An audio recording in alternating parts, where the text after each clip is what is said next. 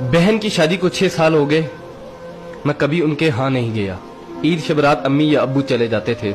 एक दिन मेरी बीबी मुझसे कहने लगी कि आपकी बहन जब भी घर आती है उसके बच्चे घर का हशर नशर कर देते हैं, और आपकी माँ जो हमसे चुप चुपा कर कपड़े, साबुन और कभी कभी को चावल के थैले भी भर के दे देती है।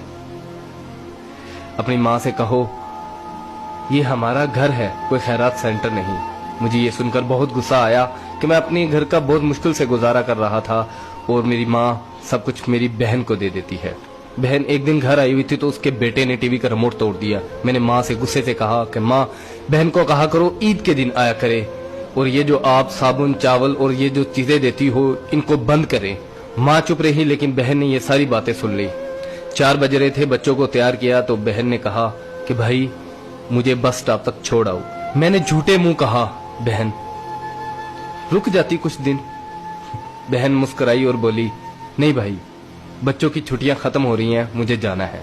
फिर जब हम दोनों भाइयों में जमीन का बंटवारा हो रहा था तो मैंने साफ इनकार कर दिया कि मैं अपनी जमीन से बहन को हिस्सा नहीं दूंगा। तो माँ ने कहा कि बेटी का भी तो हक बनता है। मैंने गाली देते हुए कहा जो कुछ भी हो जाए मैं बहन को हिस्सा नहीं दूंगा। मेरी बीवी ने भी बहन को बुरा भला कहा, वो बेचारी खामोश थी।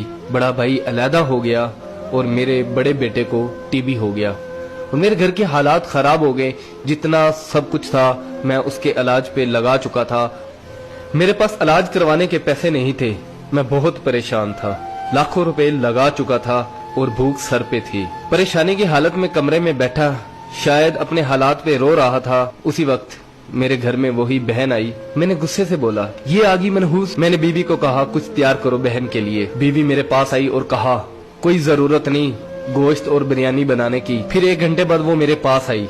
भाई परेशान हो। बहन ने मेरे सर पे हाथ फेरा, कहा बड़ी बहन हूँ तुम्हारी, गोद में खेलते रहे हो, अब देखो मुझसे बड़े लगते हो। फिर मेरे करीब हुई और अपने पर्स से कंगन निकाले और मेरे हाथ पे रख दिए और आहिस्ता से बोली पागल तू एवं ही परेशान होता है। बच्चे स्कूल थे, सोचा दौड़ते दौड़ते भाई से मिल आऊं। ये कंगन बेचकर अपना खर्च करो और अपने बच्चे का इलाज करवाओ। शक्ल तो देख जरा तूने क्या हालत बना रखी है। मैं खामोश था, बहन की तरफ देखी जा रहा था। बहन ऐसा से बोली किसी को मत बताना, तुमको मेरी कसम है। मेरे माथे पे बोसा दिया और 1000 रुपया मुझे दिया जो 150 के नोट थे, शायद उसकी जमा पूंजी थी। मेरी जेब में डालकर बोली बच्चों को गोश्त ला देना और परेशान मत हुआ कर। जल्दी से अपना हाथ मेरे सर पे रखा, देख कितने बाल सफेद हो गए। वो जल्दी से जाने लगी तो उसके पैरों की तरफ देखा तो टूटी हुई जूती पहनी हुई थी और पुराना सा दुपट्टा ओढ़ा हुआ था। जब भी आती थी वही दुपट्टा ओढ़कर आती थी। बहन की इस मोहब्बत में मर चुका था मैं।